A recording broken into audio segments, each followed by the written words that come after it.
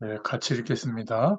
너희의 믿음의 역사와 사랑의 수고와 우리 주 예수 그리스도에 대한 소망의 인내를 우리 하나님 아버지 앞에서 끊임없이 기억하니 하나님의 사랑하심을 받은 형제들아 너희를 택하심을 아노라. 이는 우리 복음이 너희에게 말로만 이른 것이 아니라 또한 능력과 성령과 큰 확신으로 된 것임이라. 우리가 너희 가운데서 너희를 위하여 어떤 사람이 된 것은 너희가 아는 바와 같으니라. 네. 복음 가진 1세대로 부름받은 우리들, 부모들, 우리들이 붙잡아야 할 데살로니가 전서라는 방향으로 좀 말씀을 정리해 보겠습니다. 제목으로는 복음의 색깔과 결과라는 제목입니다. 이 데살로니가 전서는 언제 기록되었냐면 사도행전 17장 1절부터 9절에 보면 바울과 실라와 디모데는 소아시아를 거쳐서 그리스도로 가서 복음을 전했다. 이런 내용이 나옵니다. 그래서 이 장소가 지역이 데살로니가 지역인데 유대교 회당에도 들어가고 또 야손의 집에서 복음을 전했죠. 또 많은 귀부인과 헬라인들이 그리스도를 믿게 된 그 내용이 나옵니다. 그런데 유대인들이 깡패를 동원해가지고 이 전도 사역을 방해했고, 어쨌든 야손을 중심으로 데살로니가 교회를 이제 세우는 응답을 받게 됐죠. 근데 이 기간이 약 3주, 약 한 달 정도 짧은 기간밖에 머물지 못하고 또 순회 전도를 위해서 그 도시를 떠나게 된 거죠. 그래서 바울 일행은 베레아를 거쳐서 아덴을 지나 이제 고린도 지역에 이르러서 전도 사역을 하게 된 겁니다. 그 교회의 소식이 복음해서 제자 디모데를 그 교회에 보냈죠. 그래서 교회 사역과 형편을 알아오게 했고 그 소식을 듣고 이제 바울 사도가 데살로니가에 첫 번째 편지를 보낸 것이 데살로니가 전서예요. 주로 메시지의 이제 내용 중에 핵심은 뭐냐면 자꾸 그 재림에 대한 뭔가 문제 가운데 좀 빠져 있어서 재림을 소망한 나머지 그래서 재림에 대한 바른 생각도 권면하고 성도들의 삶에 대해서 권면하는 내용이 나옵니다. 가장 짧은 기간 목회했던 데살로니가 교회에 대한 목자의 애정이 담겨 있는 서신이 데살로니가 전서예요. 그런데 다른 교회들보다 이 데살로니가 교회는 많은 교회들의 모범이 됐고 또 아가야와 아시아 전 지역에 또 그 하나님의 축복을 나타내는 좋은 소식을 전해주는 그런 교회가 됐어요. 어, 그래서 문제점은 좋은 소식은 바울이 전한 그 복음의 가르침을 따라서 핍박이 많았지만 흔들림 없이 신앙생활을 하고 있었고 이제 문제점은 교회 안에 예수 그리스도께서 곧 재림할 것이다. 여기까지는 좋은데 그러면서 하는 일 없이 놀고 먹는 사람들이 많이 생긴 거예요. 주님 어차피 재림할 건데 뭐 이러면서 그리고 뭔가 예수님 믿고 난 후에도 불신자들처럼 부도덕한 생활에서 벗어나지 못하는 사람들 그런 사람들에 대한 또 중요한 말씀들이 나오고요. 또 세상을 떠난 성도들 때문에 깊은 슬픔을 받는 사람들이 많아서 그들을 위해서 이제 부활의 소망이 뭔지 또 이런 것들을 또 말씀하는 내용이 나옵니다.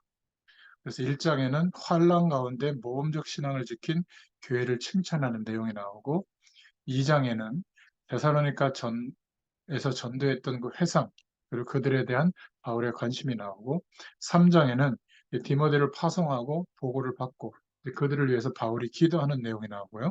4장에는 그 교인들을 위해서 교훈하고 그리스도인으로서 어떻게 사회생활을 해야 될 것인가 이런 내용이 나오고요. 마지막 5장에서는 재림에 대한 그리스도인의 태도와 맺는 말로 결말이 맺어집니다. 이게 데살로니가 전서의 배경이에요. 이 정도 배경을 보고 좀 알고 있으면 성경을 읽을 때 우리가 뭔가 재림에 대한 생각이라든지 아니면 뭔가 부도덕한 삶을 사는 사람들을 보고 교회 안에서 뭔가 뭐 낙심하고 상처받고 시험 들 게 아니라 하나님이 주시는 말씀은 뭔가? 이런 답을 얻으려면 어디를 보라고요? 데살로니가 전서를 보면 됩니다. 성경 66권이 필요하지 않고 원래는 한 권만 있으면 되잖아요. 하나님 말씀은.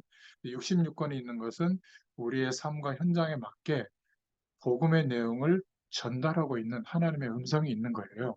그것을 볼 수 있는 눈이 있다면 굉장히 성경은 풍성한 우리에게 답이 되고 기준이 될 줄로 믿습니다. 그래서 신앙생활과 우리의 일에 제일 중요한 게 시작이 좀 바르게 인도받아야 된다. 이거를 말하고 있는데요. 그 모범적인 그 교회, 성공한 교회가 데살로니가 교회입니다. 그리고 하나님의 약속이 제대로 성취되기 시작한 교회는 마가 다락방을 시작했던 교회죠. 초대교회.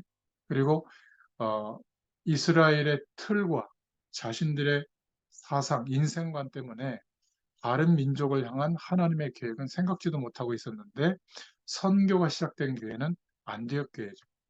마게도냐와 아가야까지 제일로 많은 증거를 보인 교회가 바로 데살로니가 교회입니다. 그렇게 이해하시면 되겠어요.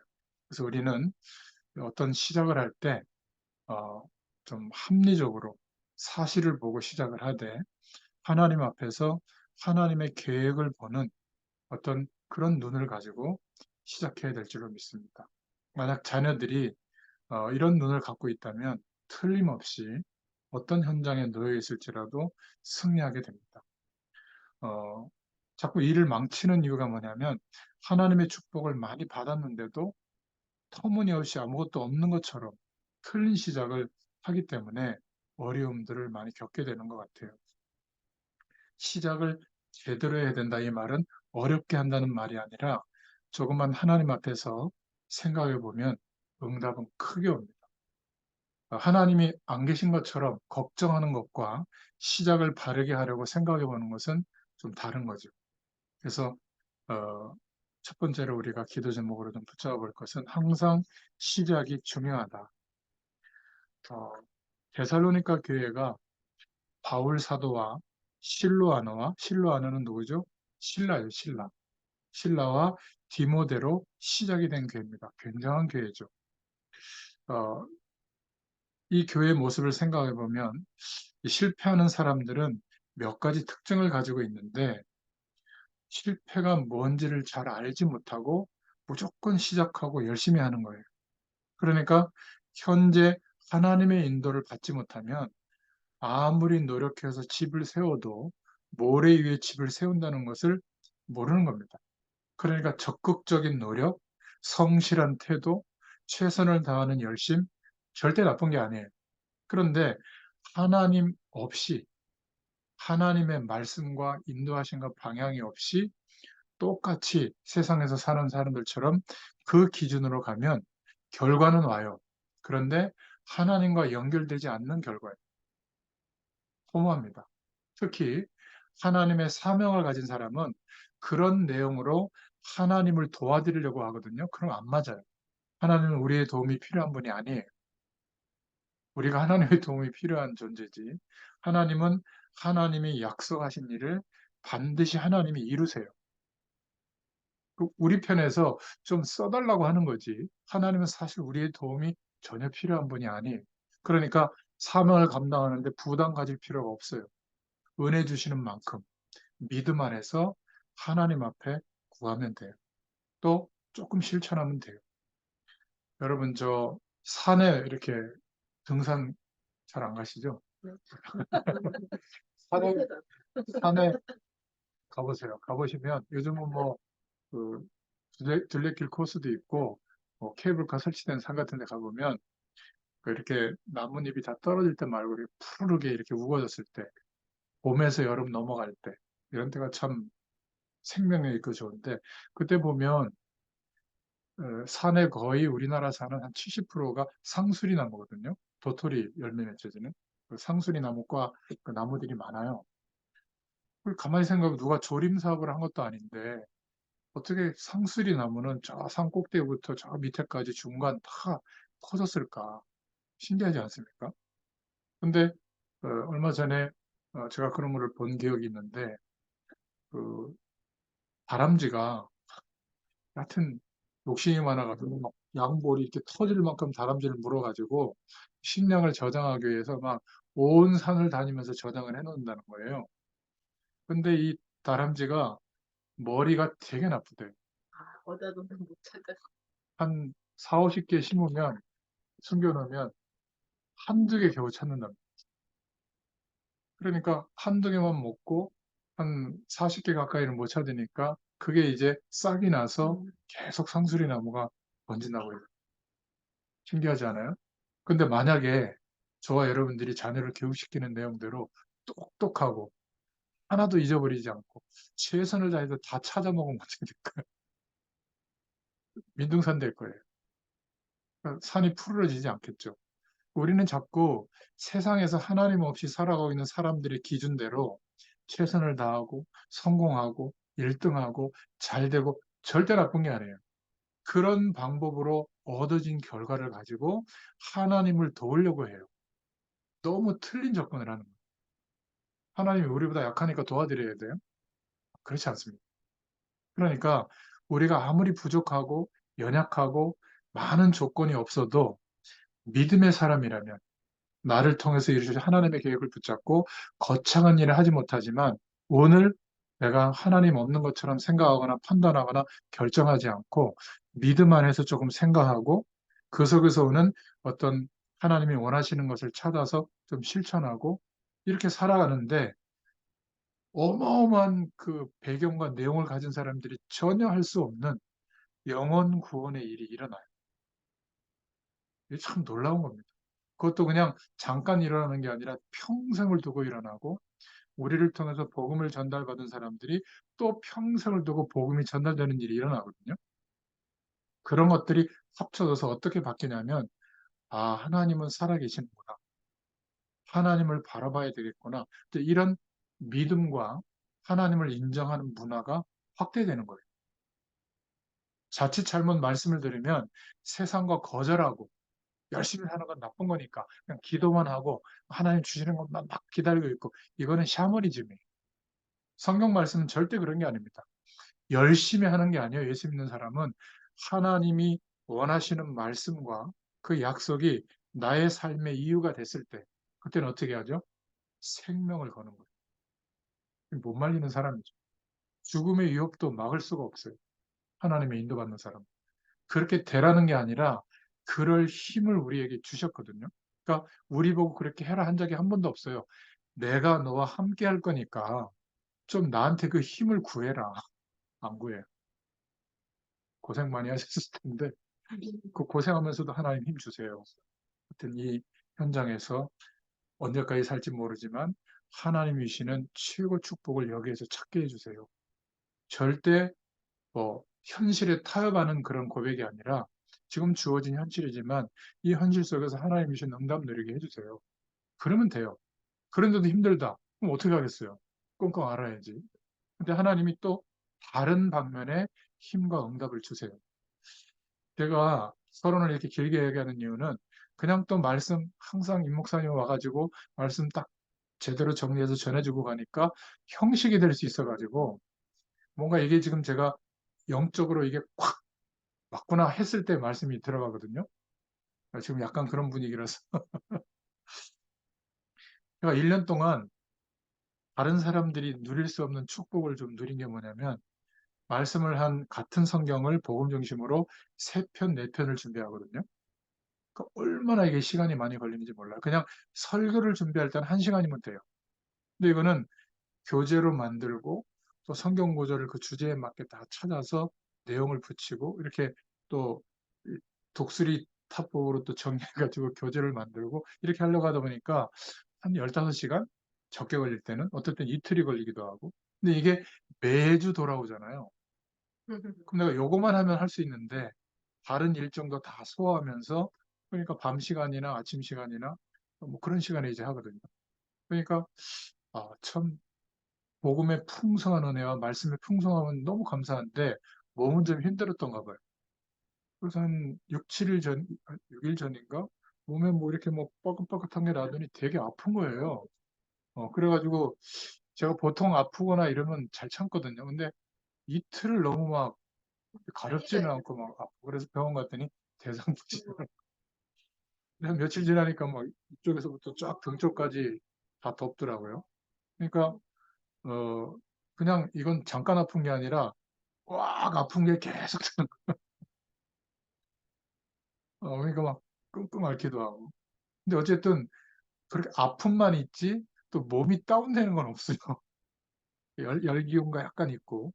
근데 병원에 갔는데 이제 그 의사분이 3일 치료하고 3일 치료하고 이렇게 하는데 올해 온 환자 중에 이 대상포진 환자 중에 제일 심한 것 같다고 그랬더라고요. 근데 뭐 우리 집사람 또 프랑스 가 있지. 또 그러니까 둘째 내가 또 챙겨야지. 뭐 밥도 하고 뭐 설거지도 하고 그거 하면서 이거 준비하는 거예요. 그럼 제가 어떤 생각을 하는 줄 아세요? 아, 지금 많은 성도들과 사람들이 물론 나는 이렇게 작은 이런 어려움을 겪지만 많은 어려움 속에서 살고 있을 텐데 믿음을 선택할 수 있을까? 그래서 제가 기도가 굉장히 단순하죠. 너무 아프면 하나님 좀 안 아프게 해주세요. 뭐 그게 안 된다면 견딜 수 있는 힘을 주시고 내 하루하루의 삶의 일정들이 있는데 그거를 감당할 수 있게 해주세요. 감당하고 있는 거예요. 뭐 저는 또 이렇게 딱 시간이 되면 그 일을 하거든요. 오늘은 또 너무 일찍 일어나가지고 이제 말씀 다 준비해 놓고 잠깐 잠들었는데 30분 늦게 이제 또 출발한 거예요. 그래서 늦었는데 제가 이런 장황한 얘기를 드리는 이유는 어떤 상황과 조건 속에 놓일지라도 하나님이 나와 함께 계시다면 이러고 이제 시작해 보면 물론 힘들거나 어려운 조건들은 항상 있어요. 그런데 그 속에 하나님의 말씀과 성령의 역사하심으로 체험할 수 없는 많은 은혜가 체험돼요. 제가 너무 1년 동안 회개한 게 뭐냐면 이렇게 풍성한 말씀인데 왜 그렇게 빈약하게 말씀을 붙잡고 전했을까? 이거 하나 발견했고요. 그리고 어떤 상황과 조건 속에서 이제는 하나님의 말씀을 펴면 하나님의 음성을 들을 수 있다는 것이 설교 준비하기 위해서가 아니라 얼마나 감사한지 몰라요. 12월이 굉장히 깁니다. 고민하지 마시고 유튜브에다가 다 올려놨으니까 성경을 이렇게 좀 한번 정대해 보면서 익숙했던 성경도 있지만 한 번도 이렇게 관심 갖지 못했던 성경 각권의 내용도 있잖아요. 그걸 중심으로 한번 12월을 보내보세요. 아마 새해 주시는 은혜가 굉장히 클 겁니다. 그래서 실패하는 사람들은 거의 다 왜 내가 실패하는 시작을 했는지도 모르고 있는 겁니다. 그래서 저는 아이들에게 이런 생각을 갖고 있어요. 말도 했지만 너는 내 아들과 딸이기도 하지만 육신적으로 그 너는 하나님의 자녀다. 하나님이 너를 인도한다는 것을 나는 믿고 있다. 가끔 이 믿음이 흔들릴 때도 있지만 아빠가 믿음이 없어서 근데 하나님이 너희들을 인도할 거를 믿는다.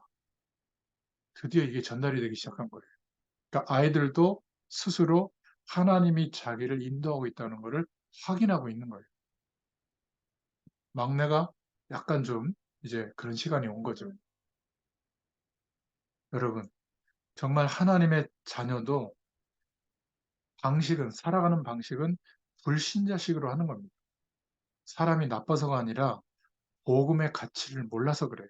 그러니까 예수 믿는 것 같은데 자꾸 고통을 겪고 있는 겁니다. 불화를 경험하고 경제난에 처하게 되고 또 실패를 계속하니까 질병 속에서 막 묶여버리는 거죠. 그래서 잘못된 방법 또 맞지 않는 시간표에 중요한 결정들을 막 하게 되죠. 결국 성령의 인도를 받아야 될 사람들이 성령의 인도를 받지 못하는 거예요.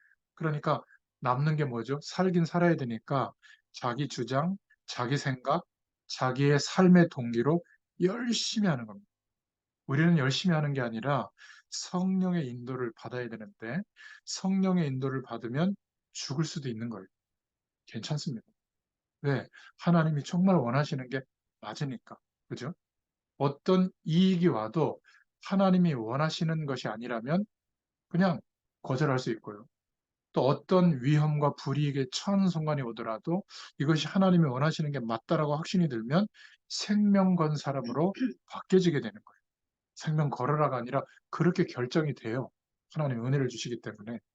그래서 이런 시작이 너무 중요하다. 결국 자기 주장대로 자기 생각대로 하다 보면 그런 어떤 동기로만 충만해지겠죠. 근데 최고로 소문난 모험적 교회가 데살로니가 교회인데 어떤 특징이 있었냐면 고린도전서 1장 1절에 최고의 전도자인 바울과 또 최고 팀 사역자인 실라 그리고 최고 제자인 디모데가 함께 복음 사역을 해서 세운 교회가 데살로니가 교회예요. 그러니까 출발과 시작이 달랐죠. 막 교회를 부흥시키고 막 크게 하고 이런 동기가 아니었던 거예요. 또 지역의 가장 중요한 남은 자를 찾아서 세우는 교회였어요. 17장 1절부터 9절에. 그래서 중직자 야손 한 명이 세워졌는데 그 지역이 살아나게 됐죠. 큰 무리의 기부인과 헬라인도 복음을 받게 된 겁니다. 17장 3절부터 4절에.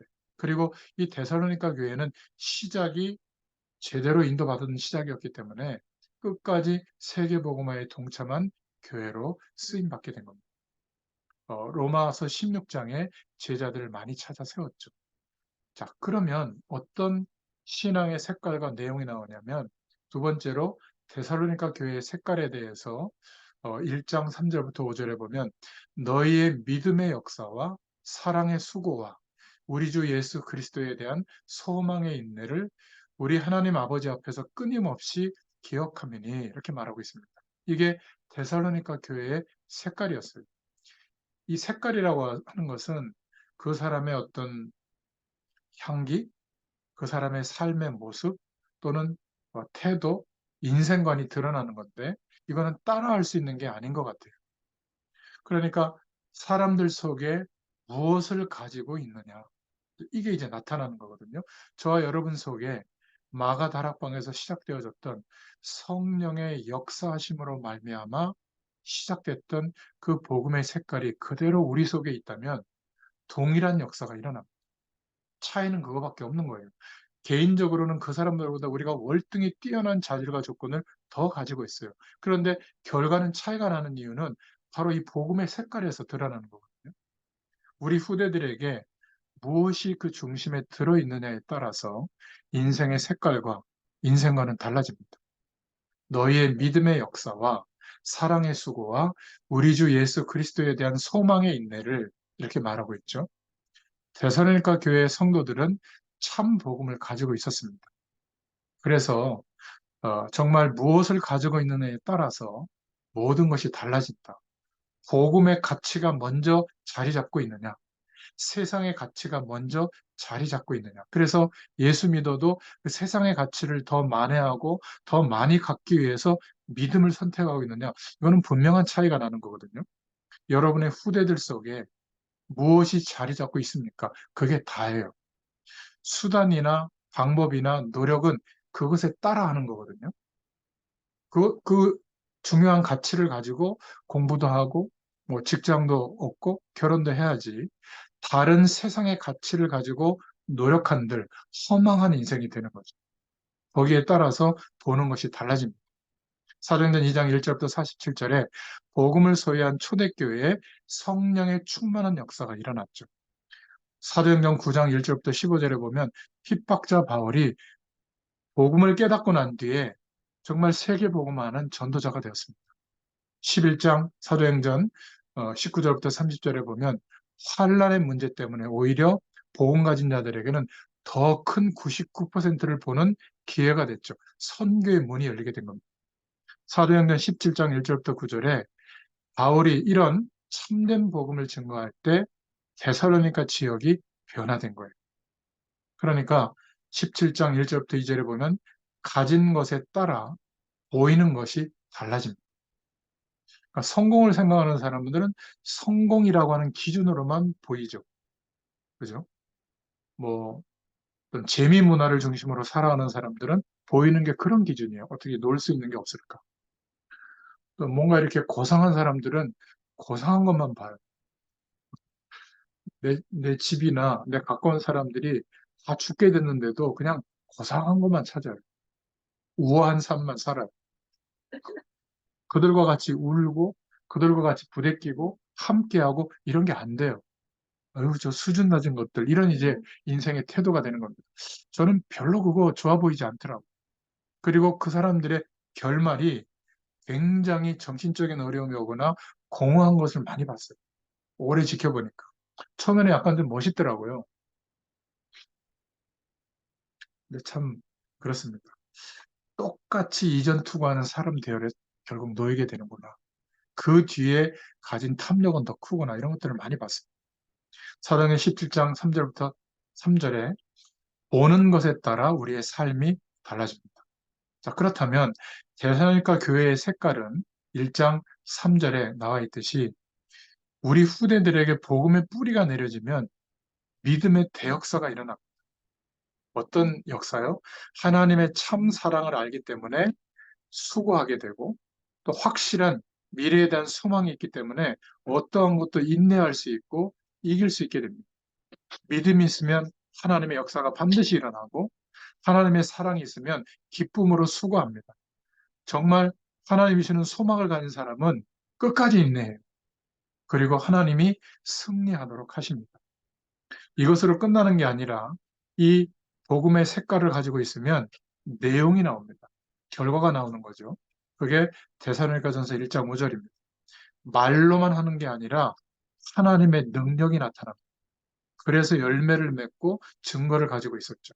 그리고 성령의 역사를 실제로 체험한 교회였어요. 성도들이었어요. 성령으로 함께 하시고 내 모든 삶을 인도하시고 성령으로 충만케 하시는 구약 시대의 광야길 걷던 이스라엘 백성들에게 새 절기로 지키게 하면서 확인하게 하신 그 체험, 그죠? 그런 응답을 데살로니가 교회는 경험했습니다. 그러니까 이렇게 하면 되고 저렇게 하면 안 되고 이게 아니라 하나님의 능력으로 하기 때문에 하나님이 원하신다라고 하는 확신이 오면 불신앙하지 않고 큰 확신으로 임하게 된 겁니다. 복음에 대한 확신과 또 우리에게 삶을 주시고 우리의 현장을 이동하게 하거나 어느 장소에 고정하게 하거나 그럴 때는 분명히 하나님의 계획이 있다. 전도에 대한 확신을 하게 돼요. 그게 우리의 오늘의 삶이거든요. 치열하게 사는 것보다 이게 더 중요한 겁니다. 우리의 미래는요.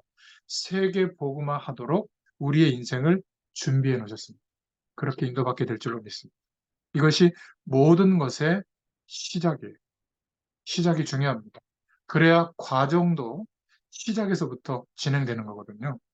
어디에 뿌리를 내리느냐에 따라서 인생의 색깔, 또 열매, 내용이 달라지게 될 줄로 믿습니다. 이 데살로니가 교회는 출발이 이랬기 때문에 소문이 났죠. 1장 6절부터 7절에 빛과 소금에 대한 역할을 하는 증거가 나타났고 또 6절 7절에 보면 환난 중에 기쁨으로 이 복음의 도를 받아서 모든 본이 되어졌다. 마게도냐와 아가야와 온 세계에 믿음의 소문이 퍼졌습니다. 1장 8절에. 이런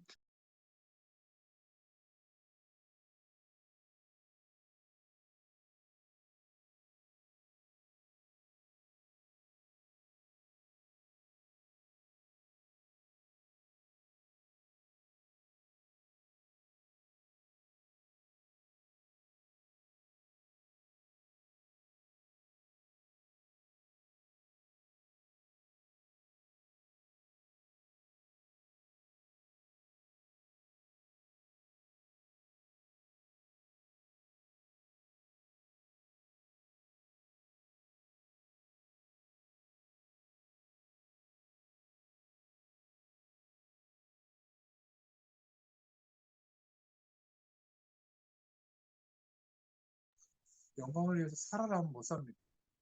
모든 하나님의 임재와 축복을 경험하고 있는 사람은 모든 하루의 삶이 나를 위해서가 아니에요. 그렇게 절대 될 수가 없습니다. 전도하는 교회는 바로 그런 의미예요. 그러니까 우리 후대들이 우리를 통해서 꼭 깨달아야 할 것은 지성과 영성이 겸비되도록. 혹시 믿음을 강조하다가 세상을 우습게 여긴다면 그건 교만한 겁니다. 세상은 대단해요. 하나님 없는 가치관과 노력들로 이루어진 그 내용들이 어마어마합니다. 그런데 거기에는 진리가 1도 없어요. 이것을 알고 있다면 그들과 소통하고 그들의 언어와 그들의 정서로 소통하고 복음의 축복을 알려주려면 지성도 있어야 되는 겁니다. 그러나 거기에 휘말리지 않으려면, 따라가거나 예속되지 않으려면 영적인 힘이 있어야 됩니다. 그래서 기능과 믿음을 항상 겸비했어요. 하나님의 사람들. 세상에 대한 전문성도 가지고 전도에 대한 전문성도 띠는 사람. 이런 축복을 우리가 체험하고 누리고 그것을 보고 자란 후대들이 이 축복을 누릴 수 있도록 정말 하나님의 은혜를 누릴 수 있기를 바랍니다. 데살로니가 교회는 처음 받은 복음의 은혜를 계속 누렸습니다. 2장 1절에 처음 증거된 복음과 사역이 헛되지 않았다. 2장 2절에 빌립보에서 당한 고난과 능력과 영적 싸움으로 인해서 복음을 증거하게 됐다. 2장 4절에는 오직 복음만 전하는 교회로 하나님을 기쁘시게 하였다. 2장 7절에는 간사하고 부정하거나 괴계가 아닌 유모와 같이 사역을 하였다. 그리고 2장 9절부터 11절에 목숨을 걸고 복음만 전하며 아무에게도 누를 끼치지 않았다. 이렇게 고백하고 있죠. 데살로니가 교회는 그래서 참된 전도 방법을 가지고 있었어요. 2장 12절에 보면 하나님의 나라와 그 영광에 합당한 삶을 살았다. 이렇게 말하고 있고 또 2장 13절에 쉬지 않고 하나님께 감사했다. 또 사람의 말이 아닌 하나님의 말씀으로 복음을 전했다. 2장 13절에. 또 2장 16절에는 유대인이 버린 이방인에게 복음을 전했다. 선교를 말하고 있고요. 데살로니가전서 2장 19절에는 참 면류관이 무엇인지 알고 전도를 누렸다. 여러분, 우리가 진짜 천국에 가면 뭐 다른 거 없어요. 영혼을 구원한 그 생명의 가치를 가지고 있는 그 사람이 참 면류관의 축복을 얻게 되거든요. 그것만이 귀중한 가치가 있는 겁니다. 그래서 전도자를 위한 삶을 살게 된 거죠. 이 데살로니가 교회 성도들이 또 바울이 전도팀이 그랬습니다. 3장 1절에 디모데를 보내서 위로를 했고요. 3장 2절에 환난 중에 핍박이 있지만 요동치 않도록 위로를 했고 3장 4절 7절에 예언되었던 환난이 그들을 오히려 굳게 서게 했다. 그리고 3장 9절에 하나님께 말할 수 없는 감사로 위로를 받았다. 또 3장 10절에는 주야로 심히 간구함으로 위로를 받았다. 3장 12절에는 피차 사랑이 넘치도록 위로했다. 13절에는 그리스도의 날에 하나님 앞에서 흠이 없기를 바라는 삶을 살았습니다. 저와 여러분들은 특히 전도자를 위해서 기도해야 됩니다. 그렇지만 더 중요한 것은 전도자의 기도 속에 여러분이 있어야 돼요. 생각을 많이 해보세요. 전도자가 늘 기도하는데 여러분들이 마음에 담긴다면 그건 진짜 축복 중의 축복입니다. 여러분들 섬기는 교회 목사님의 마음속에 여러분들이 있다면 그럼 어떻게 신앙생활을 했을까요? 그죠? 전도자의 기도 속에 있는 사람은 어떻게 될까? 이게 지금 바울이 하는 기도거든요. 이 데살로니가 교회를 향해서 기도하는 그 마음, 이 교인들이 담겨 있는 거예요. 전도자와 여러분 교회 목사님 마음속에 꼭 있도록 우리 후대들이 그런 축복을 받도록 또 부모님의 마음속에 담기도록 특히 밖에 가서는 학교의 스승이나 또는 직장의 중요한 상사들의 마음속에 담기도록 정말 이거는 중요한 것 같아요. 데살로니가 교회가 전도자의 기도 속에 있었던 그런 성도들로 담겨지게 된 겁니다. 이것보다 큰 축복이 없어요. 시간 지나고 보면 압니다. 그리고 네 번째, 데살로니가 교회는 종말적인 신앙을 가진 교회였습니다. 4장 13절부터 18절에 보니까 어, 아까도 얘기했지만 뭔가 그릇된 종말론 때문에 아무것도 안 하고 먹고 놀든지 쓸데없는 걱정을 하든지 또 일찍 죽은 성도들 때문에 막 낙심하고 있었기 때문에 참된 종말 신앙이 뭔가 이거를 이제 말하고 있는 거거든요. 하나님의 시간, 그 시계는 우리가 차고 있는 그런 시계가 아니에요. 하나님의 시간은 1시, 2시, 3시, 4시 이렇게 되는 게 아니라 영원이라는 시간으로 되어 있어요. 우리는 이거를 측량할 수도 없어요. 우리에게 이뤄지는 사건은 잠깐인 것 같은데 우리 인생 전체, 영원이라는 시간 속에서 하나님이 허락한 일들이에요. 그거를 놓고 보면 생각해 볼 게 참 많습니다. 그래서 모든 인류의 시작과 끝이 하나님의 시간 속에 들어있는 겁니다. 그렇기 때문에 우리는 걱정할 것 없다.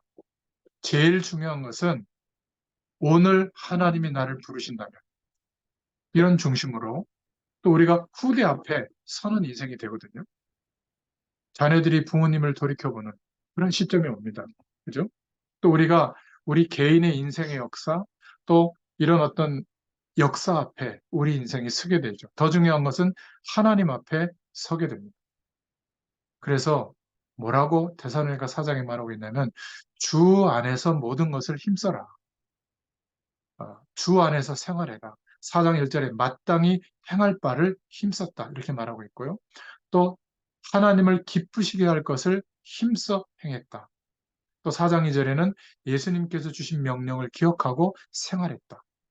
주 안에서 삶을 살았는데 4장 3절부터 5절에 그래서 주 안에서 살았기 때문에 거룩한 삶을 살게 됐고 4장 6절에는 본수에 맞게 생활했고 또 4장 7절부터 8절에 부르심에 합당하게 살았다.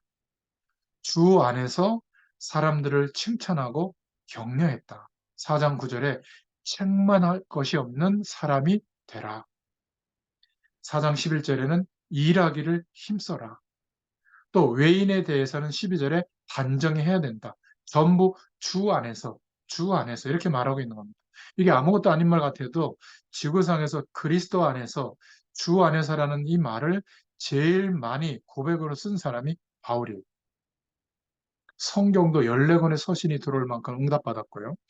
이 당시에 세계복음화에 하나님의 택함을 받은 그런 축복의 인물이었습니다. 자, 그리고 죽은 자들에 관한 교훈과 재림 신앙을 말하고 있는데 4장 13절에 죽는 것이 아니라 자는 것이다. 이렇게 말하고 있는 겁니다. 장례식 때 그런 얘기를 많이 하잖아요. 그래서 소망이 없는 자 같이 슬퍼하지 않는다.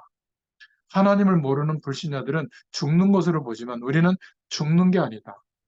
불신자는 죽으면 끝났다고 생각하지만 우리는 주님께서 다시 강림하실 때에 다 부활하게 된다.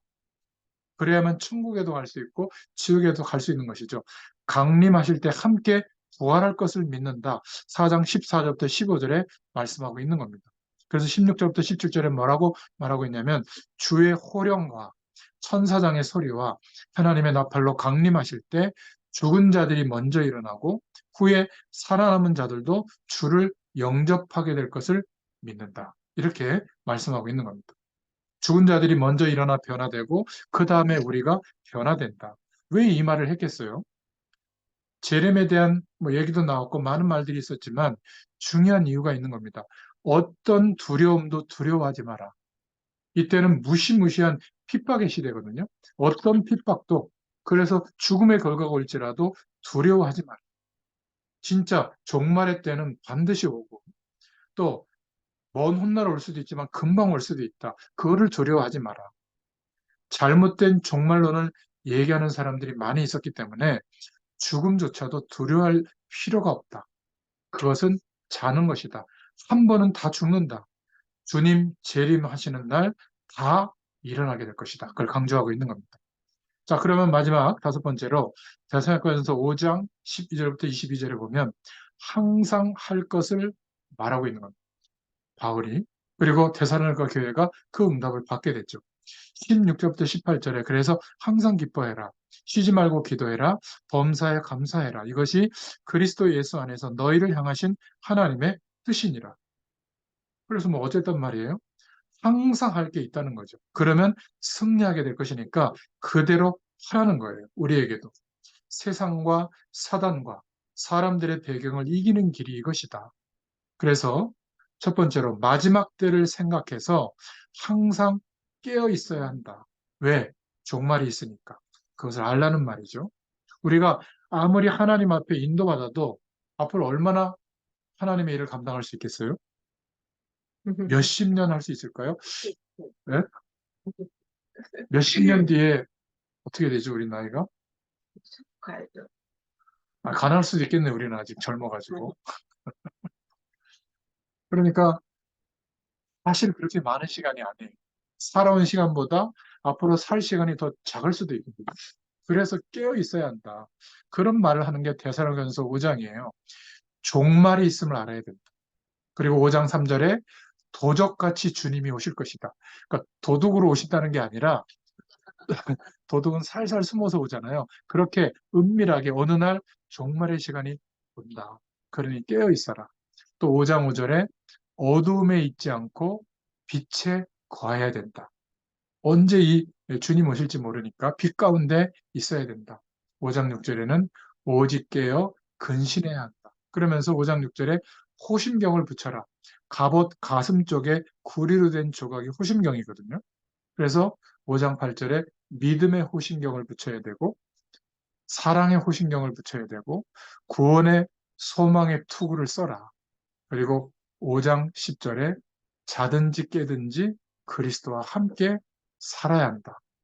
5장 11절에는 피차 권면하고 피차 덕을 세워라. 이렇게 깨어서 근신해라. 이건 자세를 말하거든요. 이렇게 하면 누구든지 응답받을 수 있습니다. 그러면서 항상 할 게 있다. 5장 12절에 항상 가지고 있어야 될 중심을 말하는데 수고하고 다스리며 관하는 자들을 알아야 한다. 여러분 주의 정도를 좀 이해하면 좋겠어요. 여러분들 한번 누군가를 양육할 때 말씀 준비해서 가보면 좋겠어요. 그것도 그냥 한 번 말고 한 세 달만, 한 세 군데. 일주일 내내 그렇게 사는 게요. 이게 참 쉽지 않은 삶이에요. 매일 연주에 있다고 생각해요. 근데 그거는 사람 앞에서 하잖아요. 하나님의 말씀을 찾아서 전달해야 된단 말이에요. 또 내게 확인이 돼야 돼. 안 그러고 그냥 설명만 하면요. 힘들어요. 이거를 제가 30년 하고 있거든요. 은혜예요, 은혜. 그런데 힘들 때도 있어요. 여러분 그거를 좀 이해할 수 있으면 좋겠습니다. 여러분들 교회 목사님들 많이 부족해도 그 정도만 이해해도 굉장히 큰 이해예요. 교회 장로님들, 중직자들, 우리의 삶 속에서 우리를 다스리는 사람들을 조금만 이해해도 됩니다. 그런 중심이 있어야 됩니다.